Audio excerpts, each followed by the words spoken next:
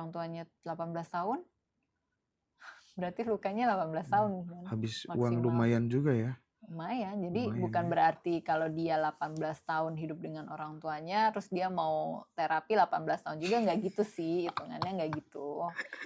Cuma kan nggak mungkin 1 bulan juga gitu, mungkin 2 tahun, 3 tahun gitu. Kalau ada depresinya bisa mungkin lebih lama, dan tergantung daya tangkap juga ya.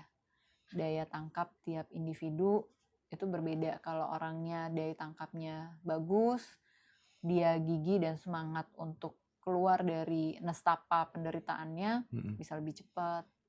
Tapi kalau dia defensifnya tinggi, bisa lebih lama. Gitu.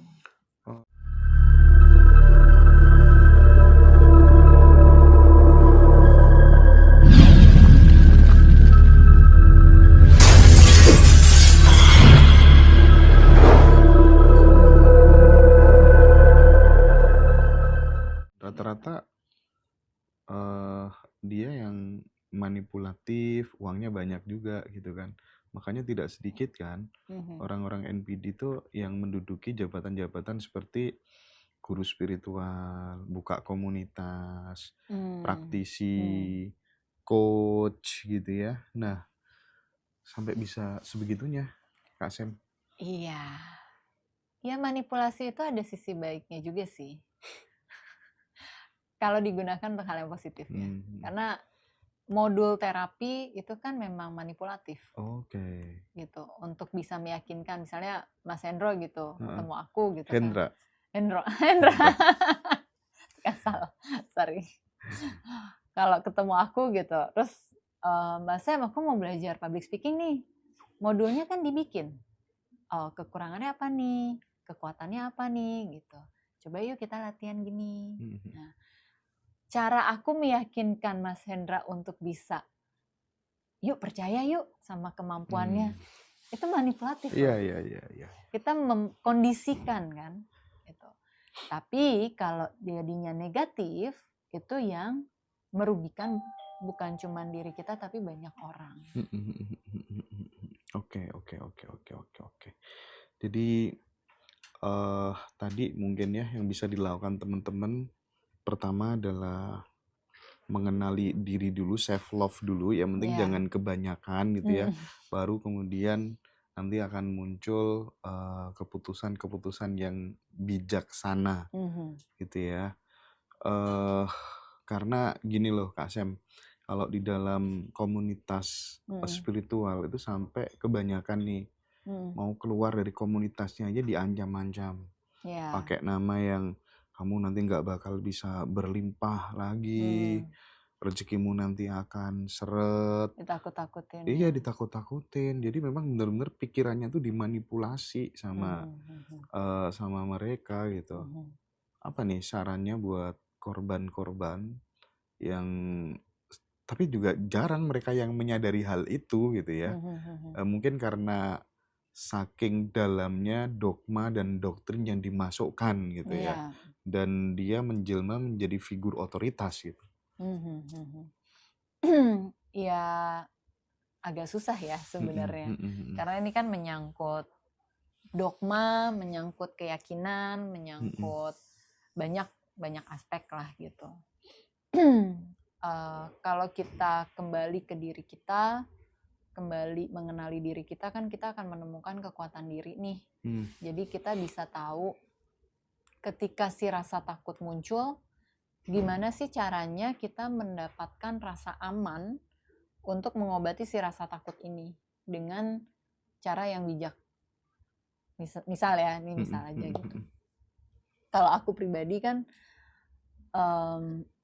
ketika ditakutin orang tuh udah punya pemikirannya adalah gue mah takut cuma sama Allah gitu.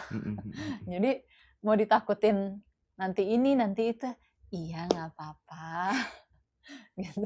Soalnya udah punya prinsipnya itu dulu gitu kan. Nah, kita tuh kan selalu punya kemelekatan ya sama apapun dalam kehidupan. Sama anak, sama barang, sama pasangan, sama orang tua gitu. Ini bagus karena itu membuktikan kita sebagai manusia tuh pengen jadi manusia yang eksis, jadi manusia yang bermanfaat gitu, dan itu membuat koneksi kan sebenarnya. Jadi kemelekatan tuh ada bagusnya ya? Ada dong. Iya. Ada dong. Terus nggak bagusnya apa? Nah, over kan, segala yang Iya kelebihan sih, tuh nggak bagus kan. bener. Kita terlalu sayang sama anak kita, tiba-tiba anak kita meninggal mendadak, shocknya kayak apa? Ya Menderita kan? banget. Menderita banget. Pasangan selingkuh gitu, menderita banget. Tapi kalau kita membagi energi kita, ibaratkan gini, aku deh sayang banget sama anakku gitu, cuma satu anaknya gitu kan, tapi aku punya pemikiran bahwa si anak ini suatu saat dia akan pergi. Betul. Mau dia jadi dewasa, mau dia menikah, mau dia kuliah di mana, beda kota, intinya suatu saat dia akan pergi gitu. Ya juga ya. Jadi kalau suatu ketika dia kenapa-napa gitu, aku nggak bisa menyesali kenapa dia pergi.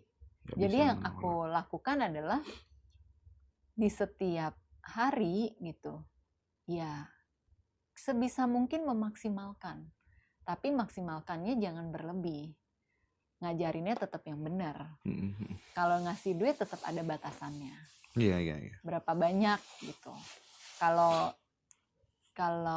ngajarin dia tentang pembukuan dan lain sebagainya, jadi lebih ke membekali dia gitu. Nah, kita kan kalau kita terlalu berlebih cinta sama orang, kita jadi punya harapan dan ekspektasinya juga berlebih. Betul. Nah, jadi kalau kita bisa lebih netral gitu, itu akan lebih memudahkan kita untuk next step-nya kalau kita mau selesai atau berpisah dengan perkumpulan ini gitu. Kita akan lebih bijak lagi. Caranya seperti apa, kita akan menemukan tuntunan dari inner self-nya kita. Jadi yang nuntun tuh diri kita. Kalau psikolog Jung bilangnya di diri kita tuh ada higher self. Tapi kita hanya bisa menemukan itu kalau kita rajin nih kontemplasi gitu. Meditasi. Tapi bagaimanapun juga itu soal kalau misalnya aku kembali ke tadi ya, kemelekatan tadi ya. Karena kan bagaimanapun PR kita itu kan sebenarnya kan itu dulu lahir nggak bawa apa-apa, nanti kembali nggak bawa apa-apa gitu kan. Sementara kita terlalu melekat sama pasangan, sama anak, sama apa yang kita punyai gitu ya. Benda berharga licet dikit aja trigger gitu kan. Pasangan nggak nurut dikit aja nggak produktif kerjaannya. Itu berarti udah controlling tuh kan? Controlling. Ciri-ciri itu berarti narsisistik. Nah, tapi kan bagaimanapun juga seseorang itu kan bertumbuh, Kak Sem. Betul. Ya, bertumbuh. Itu tuh gimana tentang pentingnya latihan itu tadi. Biar kita nggak, remote kebahagiaan kita itu nggak kita suruh pegang ke orang-orang yang kita cintai gitu. Pertama menyadari ya bahwa kehidupan itu suatu pergerakan. Life is motion. Kalau kita menyadari itu, kita akan lebih dinamis jalanin hidup. Situasional.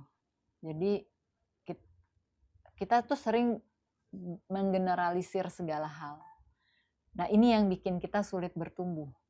Jadi mau bertumbuh tapi kepentok lagi. Yeah.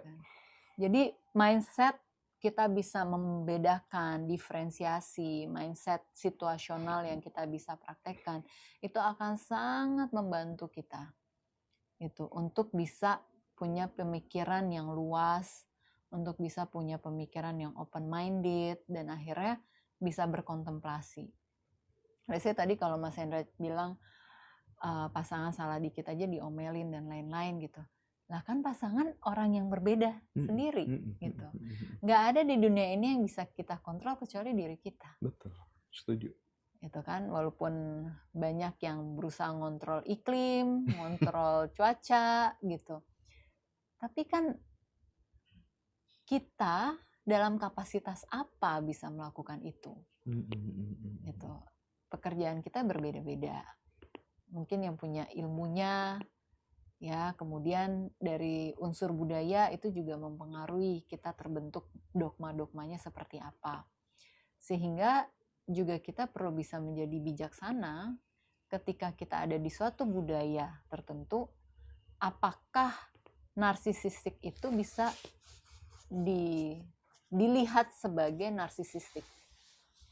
Karena misal ya, kalau kita bicara tentang orang yang mempraktekkan poligami, bukan berarti dia narsisistik kan? Karena di Islam dibolehkan. Yeah. Betul. Tapi kan poligami menurut kacamataku bukan berarti adil secara fisik dan finansial, tapi secara mentality juga perlu adil. Artinya kalau dilakukan dengan benar, ya alhamdulillah. Tapi seringnya kan, oke, yang nikah secara legal yang mana, yang secara siri yang mana. Nah, itu perbedaan-perbedaannya gitu. Jadi banyak juga yang perlu kita sadari bahwa dunia itu tidak bekerja dengan cara kita memikirkan dunia bekerja. Yes, setuju. Sehingga flexibility itu sangat dibutuhkan. Semakin kita rigid, semakin kita akan sulit keluar dari belenggu orang-orang yang berusaha untuk selalu mengontrol kehidupan kita. Nah, terus gini Kak Sam, kembali ke soal yang banyaknya seorang NPD yang berkarisma gitu. Kan tidak semua orang memiliki kepekaan batin untuk kemudian menilai ini karisma ilahiyah atau karisma narsisistik. Nah, cara ngebedakan itu gimana Kak Sam? Kerasa getaran energinya. Oke. Sebenarnya orang yang bagi yang udah peka, ya, yang baik pasti kelihatan baik. Oke. Maksudnya aku ketemu dengan banyak orang gitu ya. Kalau kita tuh ada namanya gut instinct kan. Jadi gut instinct. Ketika kita ketemu sama orang ini tuh instingnya apa?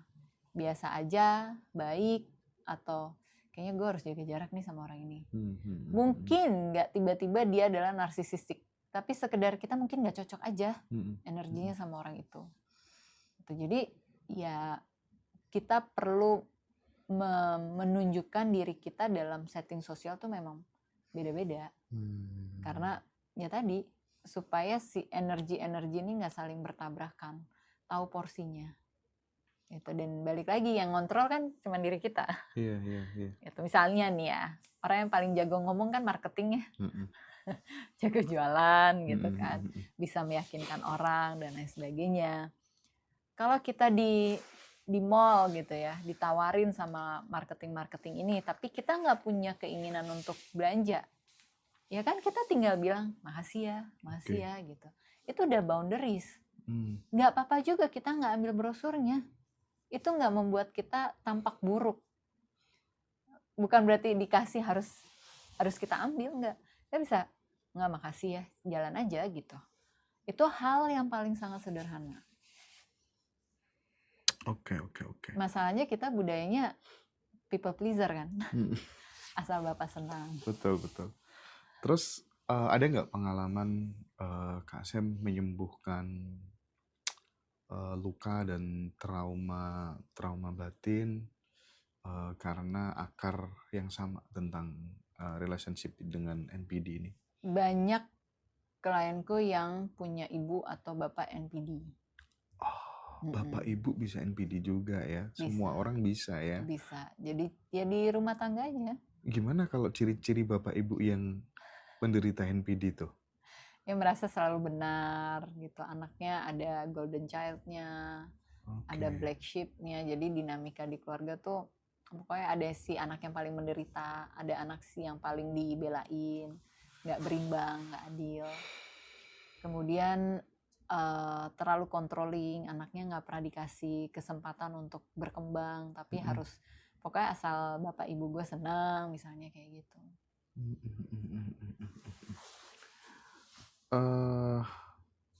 Berarti misalnya anak tuh sebenarnya punya kecenderungan, talenta, passion tertentu gitu, malah justru orang tua mengarahkan ke jalur yang berbeda.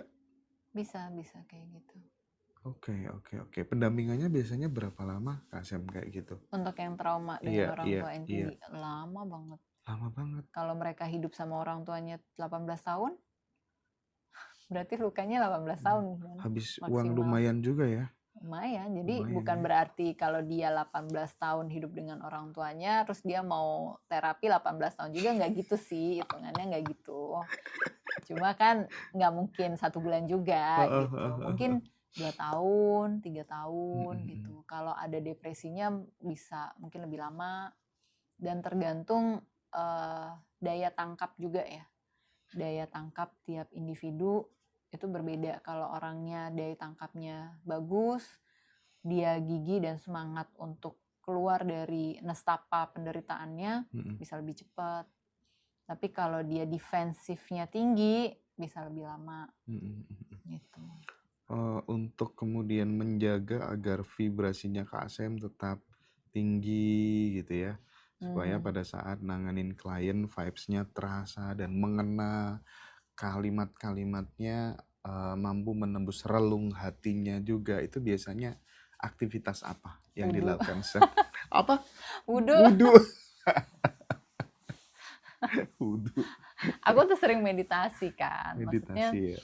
ya sholat tuh kan juga bagian kita merenung ya. Jadi setiap selesai sholat tuh bukan langsung berdiri gitu, tapi ya merenungkan dulu lah, kalau bisa zikir kayak gitu yang lama.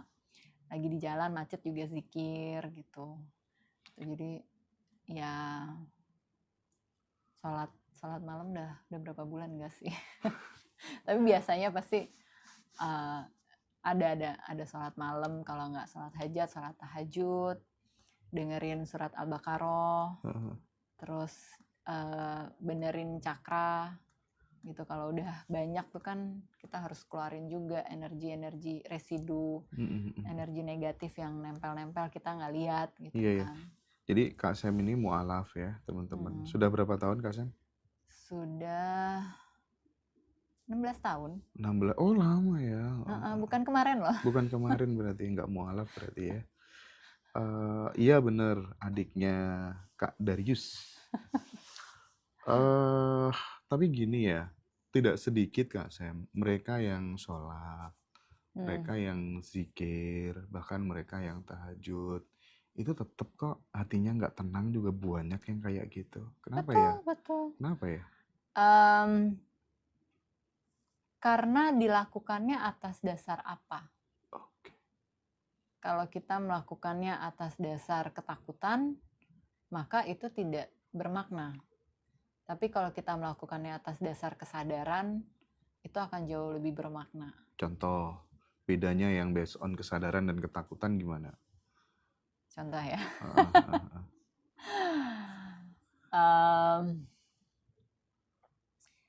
Kalau takut tuh, aku takut mati nih.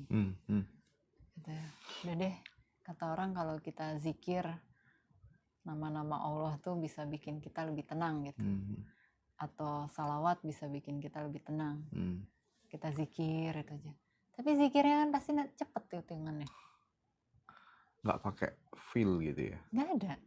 Cuman di kepala kan? Iya. Gitu. Kok udah 100 nggak berubah juga sih? Gitu. Tapi kalau aku lagi ngerasa takut nih, takut kematian. Kenapa bisa ngerasa gini ya? Oh ya, karena mungkin belakangan ada banyak banget berita tentang kecelakaan. Terus rasanya nggak enak. Pengen zikir gitu. Zikirnya apa ya gitu. Kita nanya sama orang yang tepat. Ya, sama Pak Ustadz atau ya guru spiritual gitu ya, yang bisa dipercaya dan terbukti gitu kredibilitasnya. Dikasih gitu arahan. Ini bacanya yang ini nih gitu. Biar lebih rileks. Dah. Terus satu ya, kita dapat emotional support ya. Yang kedua, kita sadar kan kita butuh bantuan kan? Maka kita mencari si emotional support ini. Nah, kemudian kita lakukan. Oke. Yuk baca yuk. Kalau disuruhnya baca sholawat ya kita baca.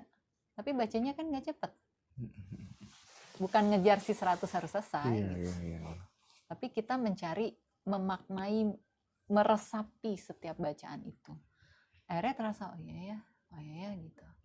Oke, mungkin metodenya nggak bisa nih dari sisi spiritual, agama gitu. Oke, kita coba dari psikologi. Bisa nggak kita nafas? Gitu. Nafas tuh kalau kita lagi takut banget nggak bisa tiba-tiba suruh nafasnya tenang, inhale, exhale, nggak bisa. Tapi nafas, menyadari bahwa kita bernafas. Ada bukunya tentang nafas yang nulis wartawan. Jadi saat kita nafas saja itu sudah membantu kita. Kenapa? Karena oksigen masuk ke seluruh rongga organ-organ tubuh kita. Jadi nafasnya bisa cepat. Ya nggak apa-apa. Karena intensitas emosi tuh saat kita normal, stabil, ini kan flat. Tapi tiba-tiba kita kena trigger. Mau itu marah, sedih gitu. Ini melonjak. Saat kita melonjak, alarm di amigdala kita tuing, ngasih alarm kan bunyi. Nah artinya si intensitas ini harus diturunin. Pada saat kita nurunin intensitas emosi kita ini, harus ada cara yang tepat untuk kita. Ada orang yang nggak bisa loh pakai cara bernafas. Dia ngapain, Mas Hendra? Masak. Kenapa? Masak tuh aktivitasnya banyak. Ada motong gitu. Dia ngeluarin energi kan? Gitu. Oseng gitu. Terus udah nih, keluar energinya. Stabil kan? Habis itu dia menghirup, nyicipin. Dia mengaktifkan panca inderanya dia. Dan dia hadir utuh di situ. Hadir di situ, harus konsen. Nggak konsen jarinya kepotong. Iya sih Mbak. Ada, aku pernah baca cerita gitu ya. Orang tua ini kaget banget lah punya anak, punya anger management issue gitu. Dia nggak bisa kontrol rasa marahnya. Akhirnya di training sama bapaknya. Setiap kali dia marah, anak ini tuh punya balok kayu. Di situ dia harus malu, paku. Ya kan itu latihan kan, tapi dia tidak merusak siapapun loh. Gitu. Ada yang pakai samsak, dia mukulin si samsaknya. Gitu. Itu energi ngeluarin. Iya, untuk ngeluarin energi gitu. ya. Tapi tidak melukai siapapun, termasuk dirinya juga tidak dilukai. Dilampiaskan lewat tinju segala macam. Karena intensitasnya mungkin tinggi sekali sehingga harus diturunin. Nah, cara nuruninnya itu tiap orang beda-beda.